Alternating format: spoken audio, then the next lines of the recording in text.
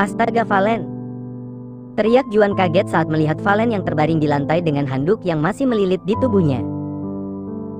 Dia terpaksa menerobos masuk ke rumah suami Valen. Valen tidak mengangkat teleponnya membuat dia khawatir. Ketukan pintunya tidak kunjung ada yang membukakan, membuat Juan memilih masuk tanpa permisi. Juan ingin mendekati Valen, tapi melihat Valen yang tidak menggunakan pakaian dia menjadi tidak berani. Juan tahu batasannya apalagi dia hanyalah seorang sahabat lamanya. "Bi, tolong!" teriak Juan memanggil bibi pembantu. "Ada apa, Tuan?" "Bantu saya buat pakaikan baju Valen, sepertinya dia pingsan." "Baik Tuan." Setelah pintu tertutup, Juan mengusap wajahnya dengan kasar. Pantas saja dari tadi dia merasakan khawatir berlebihan pada sahabat lamanya itu. Ternyata Valen tersiksa di rumah suaminya. "Kamu kenapa nggak cerita sama aku sih, Vol? Apa kamu tahu kalau aku sangat mengkhawatirkanmu, Vol?" Beberapa saat berlalu. Setelah Valen memakai pakaian lengkapnya, Juan langsung masuk ke dalam kamar. Pertama-tama yang dia lakukan adalah mengecek suhu tubuh Valen yang memang sangat panas. Juan memintakan bibi pembantu untuk mengambilkan air kompresan untuk menurunkan panas Valen. Dan setelah mendapatkan apa yang diinginkannya, Juan dengan telaten mengurus Valen yang sedang demam. "Capek, Ma?" gurau Valen yang masih memejamkan matanya. "Ma capek." Mendengar ucapan Valen membuat Juan semakin yakin jika pernikahan Valen tidak bahagia. Dan jika itu benar adanya, maka jangan salahkan Juan jika dia akan kembali mempertahankan perasaannya yang beberapa saat lalu sempat dia ingin kubur dalam-dalam itu. "Jangan salahkan aku, Vol. Mulai saat ini dan seterusnya mungkin aku akan selalu ada untukmu." Juan kembali mengompres Valen. Untuk kali ini dia tidak akan membiarkan siapapun menyakiti Valen. Bahkan meski itu suami Valen sekalipun, Juan akan menentang siapa saja yang berani menyakiti gadis yang disukainya. Di tempat lain, tepatnya di sebuah restoran mewah, nampak Angelina dan Bastian yang sedang menikmati makan malamnya. Suasana nampak romantis apalagi ditambah dengan alunan musik romantis yang membuat suasana di ruangan VIP itu. "Bas, habiskan makananmu dulu, Anggel, setelah itu baru bicara." Angelina mengangguk sambil tersenyum, kembali makan dengan hikmat. Begitupun dengan Bastian yang makan dengan hikmat meski sekarang perasaannya dilanda resah. "Kenapa perasaanku tiba-tiba jadi nggak enak?" batin Bastian. "Ada apa?" "Bas, tidak ada." "Kau bohong, Bas, wajahmu seperti sedang menyembunyikan sesuatu." Angelina yakin jika Bastian tidak baik-baik saja, apalagi ekspresinya sekarang nampak aneh. "Anggel." "Ya." Bastian menghela nafasnya pelan, lalu menatap Angelina. "Ayo kita pulang." "Hah? Kenapa buru-buru sekali? Apa Bastian mau cepat-cepat bertemu dengan gadis labil itu?"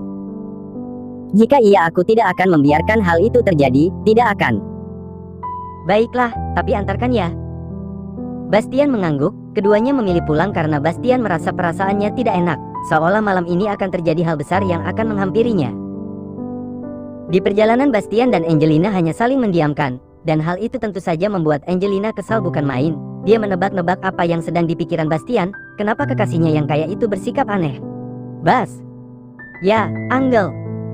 "Kapan kamu nikahi aku?" "Duh." "Au." Bastian mengerem mendadak karena kaget dengan pertanyaan Angelina barusan. "Hiks, sakit." "Maaf, apa masih sakit?" Bastian mengusap kening Angelina membuat Angelina meringis sakit. "Sakit banget. Hiks, kamu kenapa sih ngerem mendadak kayak gitu? Jangan-jangan kamu nggak mau ya nikahin aku?" tuduh Angelina sambil mengerucutkan bibirnya kesal.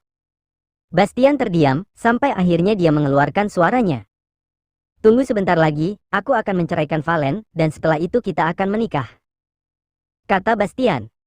"Serius?" "Tentu, aku mencintaimu." Keduanya saling bertatapan, sampai akhirnya Angelina mencium bibir Bastian. Lama keduanya saling bertautan bibir sampai akhirnya terdengar suara ketukan di kaca mobilnya, membuat Bastian dan Angelina kaget karena melihat seseorang yang seperti sedang merekam apa yang sedang dilakukan olehnya tadi. "Bas, dia sepertinya sudah merekam kita." Angelina panik. Bastian langsung menurunkan kaca mobilnya, menatap dingin sosok pria yang tengah tersenyum padanya. "Selamat malam, Tuan."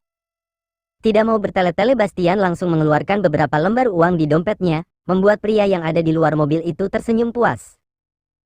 "Terima kasih, Tuan, saya akan menghapusnya." "Memang harus seperti itu, jika tidak aku akan membuatmu kehilangan tanganmu karena berani mengambil videoku dan kekasihku," ucap Bastian dingin. Setelah berurusan dengan pria tadi, Bastian kembali mengemudikan mobilnya dengan kecepatan sedang. Angelina melirik Bastian dengan wajah penuh cintanya.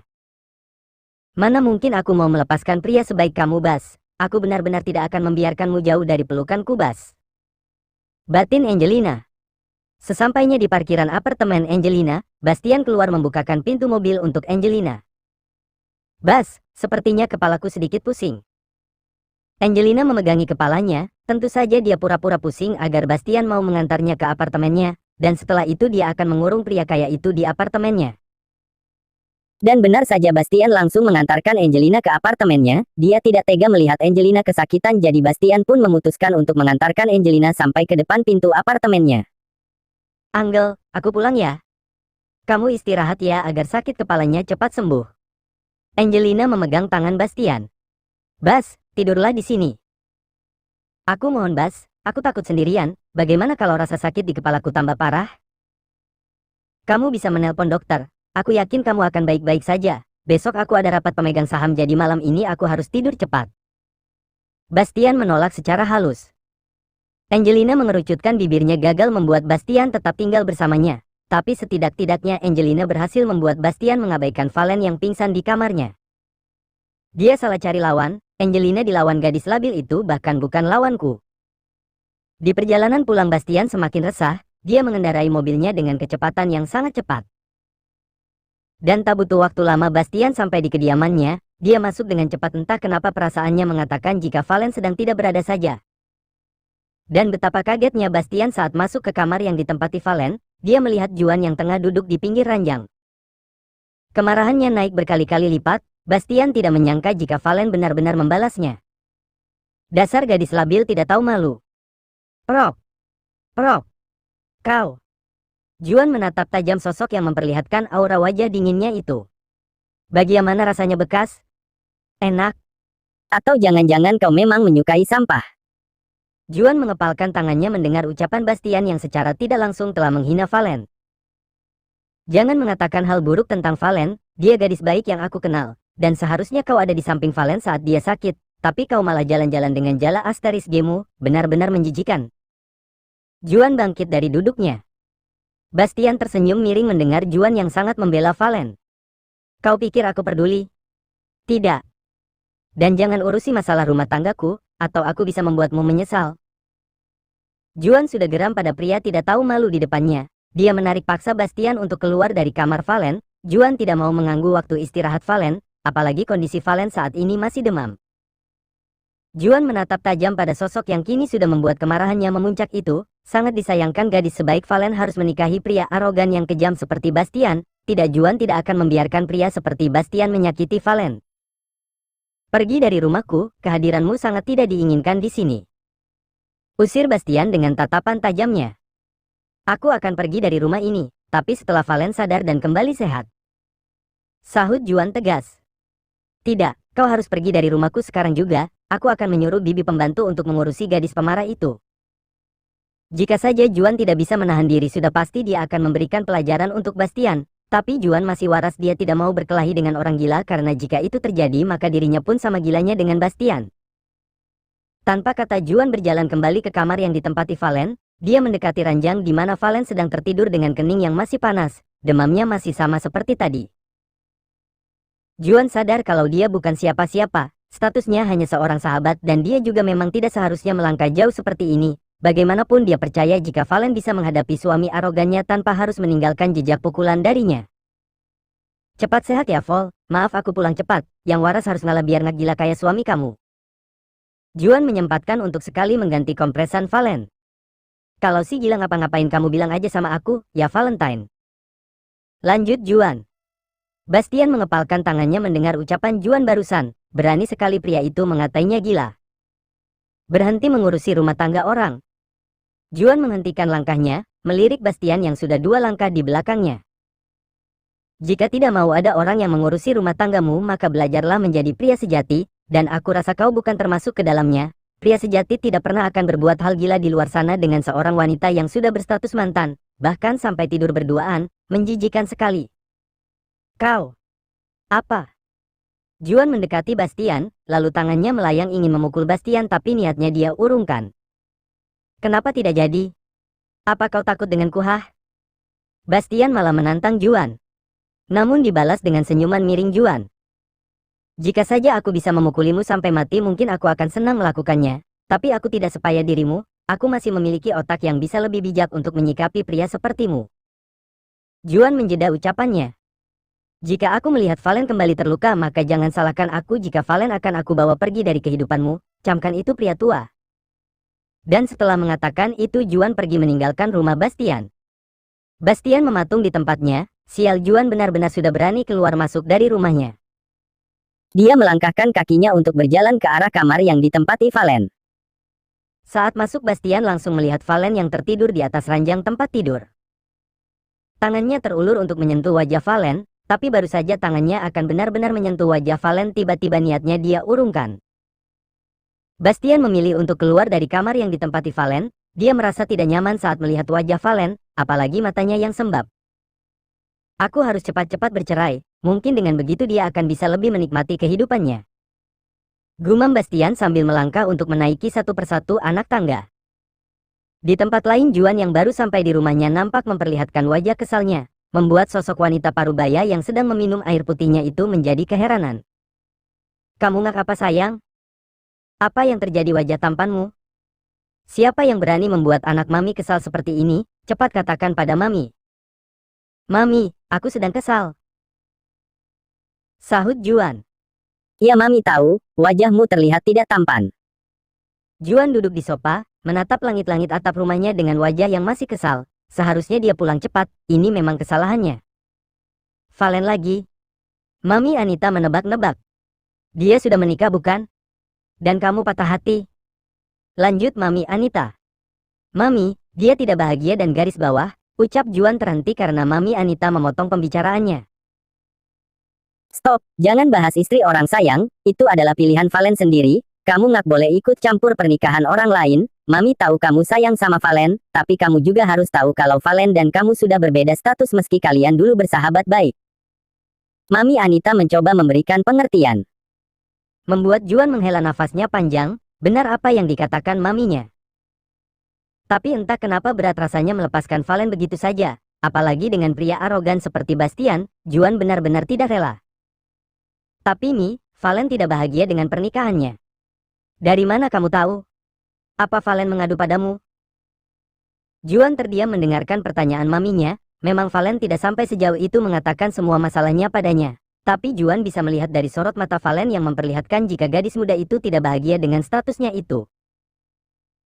Mami Anita tersenyum melihat putra semata-semata wayangnya yang terdiam. Dia tahu kalau putranya itu menyimpan perasaan lebih dari seorang sahabat untuk Valen. Tapi sebagai ibu tentunya Mami Anita tidak ingin putranya menjadi duri di pernikahan orang. Putranya terlalu tampan untuk menjadi pria perusak rumah tangga orang. Dia memang ingin Valen menjadi menantunya, apalagi sejak kecil Valen selalu main di rumahnya. Tapi takdir kini sedang memberikan ujian untuk gadis yang sudah dia anggap sebagai putrinya itu. Dan sebagai seorang ibu sekaligus seorang wanita yang sudah berpengalaman dalam berumah tangga dia tahu apa yang sedang dirasakan Valen saat ini. Sudahlah, Mami tahu seperti apa perasaan kamu sekarang, Mami yakin kamu pasti bisa lupain Valen. Ingat sayang nak ada kekuatan yang lebih kuat dari hubungan antara suami dan istri, Mami nggak mau kamu terlalu banyak berharap lebih. Tapi Mi. Juan hendak protes karena dia yakin Valen tidak bahagia dengan Bastian. Tidurlah, pikirkan ucapan Mami tadi, dan jangan lupa cuci kaki dan cuci muka, gosok gigi juga ya, Mami akan tidur lagi. Mami Anita berkata santai seolah putranya yang sudah berusia 25 tahun itu masih anak-anak. Mau tidak mau Juan beranjak dari duduknya, berjalan ke arah kamarnya namun langkahnya terhenti karena suara maminya. Jangan lupa baca doa. Teriak Mami Anita sambil tertawa. Iya, Mami. Sahut Juan dengan malasnya. Bastian menuruni tangga dengan pakaiannya yang sudah rapi, meskipun wajahnya terlihat masih mengantuk berat. Menatap sekeliling rumahnya dengan wajah mengerut karena tidak menemukan sosok Valen. "Bi, Valen di mana?" tanya Bastian. "Nona muda masih belum keluar kamar Tuan, sepertinya masih sakit Tuan," sahut bibi pembantu. Dengan cepat Bastian berjalan ke arah kamar yang ditempati Valen, dan saat pintu terbuka dia melihat Valen yang sedang membereskan pakaiannya. "Mau kemana kamu?" tanya Bastian. Valen yang sedang mengemasi barang-barangnya langsung melirik ke sumber suara. Dia tersenyum kecut melihat Bastian yang sedang ada di ambang pintu. Peduli apa kamu padaku memangnya? Aku mau kemana, ke apa urusanmu? Sahut Valen sinis. Bastian berjalan mendekati Valen lalu tanpa mengatakan apa-apa Bastian malah menendang koper milik Valen, membuat koper itu terjungkal dan pakaian Valen pun berantakan. Tapi bukan hanya itu saja, Bastian juga meringis karena kakinya sangat sakit setelah menendang koper. Kau? Apa? Jangan dulu pergi. Valen memutar bola matanya jengah mendengar ucapan Bastian barusan. Dia sakit saja, Bastian tidak peduli kenapa sekarang pria itu menyuruhnya untuk tetap tinggal. Dasar gila. Kalau aku tidak mau, kau mau apa? Tanya Valen menatap sinis Bastian, dan tentunya mendapatkan balasan tatapan tak kalah dingin dari Bastian. Jangan terlalu percaya diri, aku menyuruhmu untuk tetap tinggal karena siang nanti kita akan bertemu pengacara, kita akan membicarakan perceraian kita. Jelas Bastian dingin. Itu semua bisa diurus oleh pengacara kita masing-masing, jadi sekarang katakan alasan apa lagi kenapa aku harus tetap tinggal di rumah neraka ini? Tanya Valen lagi dengan nada yang masih sinis. Bastian mengepalkan tangannya mendengar ucapan Valen, menanggapi perempuan labil dan pemarah seperti Valen memang harus ekstra penuh kesabaran. Valen kembali membereskan pakaiannya, memasukkannya kembali ke kopernya. Setelah semua barangnya rapi di dalam koper baru Valen beranjak berdiri dan berhadapan dengan Bastian. Aku tidak tahu tadi malam apa aku mimpi atau tidak, tapi aku melihat kau mengompres keningku dan mengusap pipiku. Ucap Valen tiba-tiba. Seketika wajah Bastian kaget, dia tidak menyangka jika aksinya diketahui oleh Valen. Tadi malam memang Bastian penasaran dengan cerita Juan yang mengatakan jika Valen sakit. Dan benar saja saat dia masuk ke kamar Valen di jam 1 pagi Bastian mendapati Valen yang demam. Dia ingin menelpon dokter pribadinya, tapi dia mengurungkan niatnya itu. Dia enggan membuat Valen tersanjung dengan apa yang dilakukannya tadi malam. Maka dari itu Bastian memilih untuk mengompres Valen saja. Bastian bahkan menghabiskan beberapa jam di kamar Valen hingga akhirnya dia ketiduran dengan posisi duduknya dan bangun lagi jam 4 pagi karena gengsinya terlalu tinggi. Jika itu nyata mungkin aku akan tertawa karena ternyata Tuan arogan masih memiliki sifat baik. Tapi rasanya itu tidak mungkin mengingat kau adalah Tuan arogan yang selalu bersikap seenaknya. Lanjut Valen lagi sambil tersenyum miring. Bastian masih diam, masih ingin mendengar apa yang akan diucapkan Valen padanya lagi. Terima kasih untuk 4 hari ini, haha mungkin ini akan menjadi pernikahan termuda dalam sejarah perceraian di dunia. Mari kita lupakan kebencian di diri kita, dan melanjutkan kehidupan baru masing-masing dengan baik. Valen berkata dengan wajah santainya. Ragu-ragu dia mengulurkan tangannya, membuat Bastian mengerutkan keningnya bingung. Bersalaman untuk yang terakhir kalinya, setelah ini mungkin kita tidak akan bertemu lagi, dan setelah itu kau bisa menikahi kekasihmu itu. Lanjut Valen lagi. Keduanya berjabat tangan untuk beberapa detik, sampai akhirnya Valen melepaskan tangannya dan memilih berjalan menjauhi Bastian. Untuk yang terakhir kalinya Valen menatap sekeliling rumah mewah itu. Senyumannya hambar karena selama 4 harinya menikah dia tidak mendapatkan satupun kebahagiaan. Mungkin hanya ada kenangan pertengkaran saja yang tersisa si rumah ini, dan Valen akan selalu mengingat semua itu. Jika aku bisa memutarkan kehidupan mungkin aku tidak akan memilih ke klub, dan melakukan malam terlarang dengan pria salah ranjang itu. Semoga saja setelah ini kehidupanku jauh lebih baik lagi, semoga saja. Batin Valen. Dia terus melangkah keluar dari rumah mewah itu, mengemudikan mobilnya untuk meninggalkan area perumahan dengan hati yang terasa lebih nyaman, karena akhirnya dia bisa melepaskan sesuatu yang membuatnya semakin merasa menjadi gadis paling menyedihkan itu. Tidak ada air mata kesedihan di matanya, sejak bangun tidur Valen sudah memutuskan untuk segera melepaskan segala beban yang kini mengelilingi kehidupannya. Maafkan aku Mama, aku nggak bisa melakukan apa yang Mama minta, pernikahan sekali seperti yang Mama inginkan, maaf Ma aku nggak bisa bertahan dengan rasa sakit ini. Ucap Valen sambil mengendarai mobilnya dengan kecepatan sedang. Sementara di rumahnya Bastian tepatnya di kamar tamu yang ditempati Valen beberapa saat lalu, nampak Bastian yang masih duduk berdiri dengan wajah yang tidak bisa diartikan. Dia tidak menyangka jika akhirnya pernikahannya benar-benar kandas dalam waktu yang sangat singkat, yaitu 4 hari. Kenapa perasaanku terasa sangat sedih seperti ini, bukankah ini yang aku inginkan? Bastian masih tetap berdiri di ruangan kamar itu tanpa ada niatan untuk keluar. Kakinya seolah berat untuk digerakkan. Masih ingat di kepalanya kejadian tadi malam, di mana Valen yang demam tinggi dan memanggil-manggil mamanya. Setahunya Valen sudah tidak punya ibu, dan papanya juga pergi bersama istri mudanya. Ada apa dengan otakku? Kenapa aku terus memikirkan gadis pemarah itu? Dia sendiri nak ingin pisah. Kenapa aku harus terlihat menyedihkan seperti ini? Gumam Bastian lagi. Tuan. Anton masuk ke kamar yang ada majikannya. Dia sudah tahu akan perceraian Bastian dan Valen. Sedikit menyayangkan usahanya untuk menyatukan Valen dan Bastian harus berakhir di tengah jalan. Bahkan sebelum keduanya bisa saling membagi cinta. Tuan. Panggil Anton lagi. Batalkan semua jadwal. Hari ini aku malas kemana-mana. Tapi Tuan. Bastian mendelik tajam pada asistennya itu. Di sini siapa bosnya? Tanya Bastian dingin. Anda Tuan. Sahut Anton menunduk takut karena Bastian memberikan tatapan tajamnya. Jadi pergilah dan selesaikan pekerjaanmu, mengerti? Saya paham Tuan. Tidak mau terkena amarah tuan mudanya, Anton memilih untuk keluar dari kamar itu, berjalan keluar rumah dengan wajah yang kecewanya. Maafkan saya Tuan, saya gagal menyatukan mereka. Batin Anton.